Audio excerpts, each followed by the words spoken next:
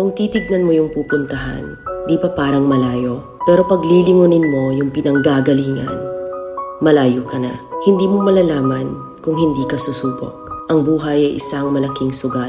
Kung lagi kang takot sumugal sa isang bagay dahil takot kang mawalan, mauubos lang kung anong meron ka. Kung hindi ka mawawalan, hindi ka rin magkakaroon. Kung ano man ang mga desisyon mo ngayon, yun ang magiging buhay mo bukas. Lakasan mo lang yung loob mo.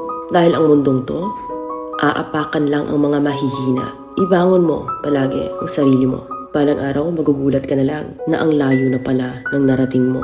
Kahit mabagal ang progress, basta may usad at kumikilos ka, okay na yan. Wala tayong magagawa. Ganyan talaga ang proseso ng buhay. Lahat tayo nakakaranas ng hirap.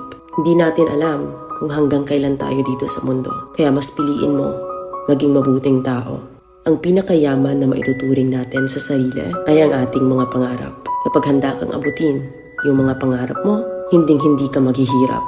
Kung lagi kang may pinagdaanan sa buhay or pagsubok, pruweba lang yan na isa kang magiting na sundalo. Sa mga pagsubok, diyan ka aangat, diyan ka babaguhin. Yung tatag mo kung paano ka mag-ayos ng problema. Hindi ka magtatagal sa mundo. Lubos-lubusin mo na. Gawin mo yung mga bagay na handang iangat ang sarili.